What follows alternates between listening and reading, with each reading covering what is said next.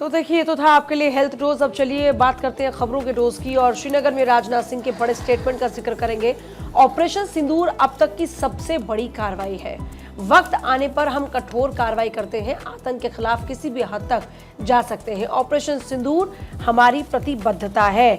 तो रक्षा मंत्री राजनाथ सिंह का स्टेटमेंट। रक्षा मंत्री राजनाथ सिंह कह रहे हैं कि वक्त आने पर हम कठोर कार्रवाई करते हैं और ये हमारी एक सख्त कार्रवाई थी आतंक के खिलाफ में, और हम आतंक के खिलाफ किसी भी हद तक जा सकते हैं।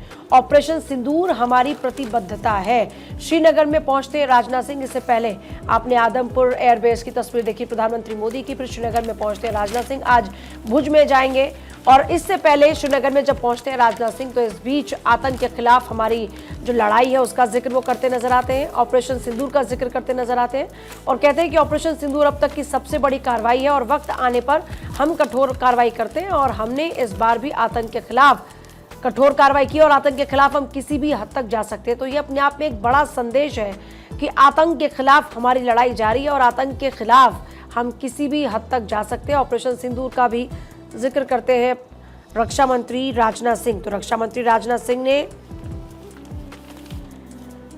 पाकिस्तान गैर जिम्मेदार, उसके हाथ में सुरक्षित नहीं है परमाणु हथियार, इस बात का भी जिक्र किया जाता है। तो रक्षा मंत्री राजनाथ सिंह पहुंचते हैं और पाकिस्तान को फिर से आगाह करते हैं और आतंकवाद के खिलाफ भारत किसी भी हद तक जा सकता है, इस बात का जिक्र करते हैं। और इससे यह भी जाहिर है कि हम पाकिस्तान की परमाणु हमले की धमकियों की परवाह नहीं करते। पूरी दुनिया ने देखा कि कैसे गैर जिम्मेदाराना तरीके से पाकिस्तान ने भारत को एटमी धमकियां दी हैं। तो पाकिस्तान को चेताया भी, आतंक के खिलाफ में लड़ाई की प्रतिबद्धता का जिक्र भी उन्होंने किया और दुनिया को बता भी दिया कि हम आतंकवाद के खिलाफ किसी भी हद तक जाएंगे लड़ाई लड़ने के लिए। सिंदूर सिर्फ एक ऑपरेशन का नाम भर नहीं है, बल्कि यह एक हमारी प्रतिबद्धता है, यह हमारा एक कमिटमेंट है।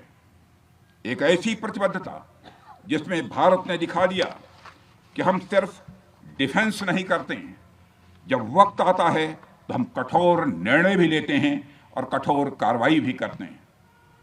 यह ऑपरेशन उस एक एक जवान की आंखों में देखा गया सपना था कि हर आतंकी ठिकाना, चाहे वह घाटियों में छुपा हो या बंकरों में दबा हो, हम वहां पहुंचेंगे और दुश्मन की छाती चीर कर हम उन आतंकी ठिकानों को खत्म करके ही हम वापस लौटेंगे।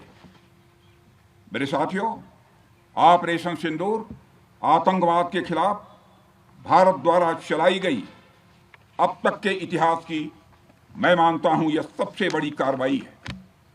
35-40 वर्षों से भारत सरहद पार से चलाए जा रही आतंकवाद का सामना कर रहा है। आज भारत ने पूरी दुनिया को यह साफ कर दिया है, यह स्पष्ट कर दिया है कि आतंकवाद के खिलाफ हम किसी भी हद तक जा सकते हैं।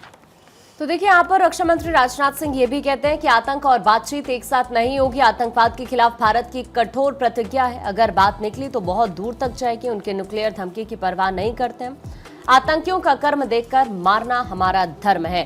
यहाँ पर ये कहते हुए रक्षा मंत्री कि उन्होंने धर्म पूछकर मारा था, हमने उनका कर्म देखकर उन्हें मारा है। आतंकियों ने पहलगाम में धर्म पूछकर हमारे निर्दोष लोगों को मारा। उसके बाद आपने जो जवाब दिया उसे पूरी दुनिया ने देखा है। उन्होंने यह नहीं सोचा कि आम नागरिकों ने उनका क्या बिगाड़ा है, उन्होंने ऐसा क्या किया है कि उन्हें मार दिया जाए। पर मैं यह कहना चाहूंगा, आतंकियों ने भारतीयों को धर्म पूछकर देखकर मारा, धर्म पूछकर मारा, तो हमने आतंकियों को उनका कर्म देखकर मारा है। राजनाथ सिंह ने यह भी कहा कि हमने दुश्मन की छाती पर वार किया। कोई भी आतंकी हमला अब युद्ध माना जाएगा। आतंकवाद खत्म नहीं हुआ तो पाकिस्तान को भुगतना पड़ेगा। बात सिर्फ आतंकवाद और पीओके पर होगी, पाकिस्तान को धोखे की कीमत भी चुकानी पड़ेगी। इसका जिक्र बार बार प्रधानमंत्री नरेंद्र मोदी भी कर रहे हैं कि अगर पाकिस्तान से बात होगी तो सिर्फ आतंकवाद और पीओके पर। सुनिए जरा राजनाथ सिंह की तरफ से और क्या कुछ कहा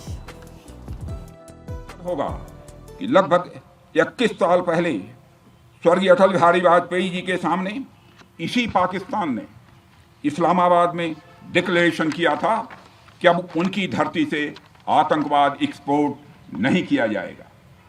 मगर पाकिस्तान ने भारत को धोखा दिया है, पाकिस्तान ने भारत को छला है और आज भी वह धोखा दे रहा है। इस खामियाजा अब उसको भारी कीमत करके भुगतना पड़ा है।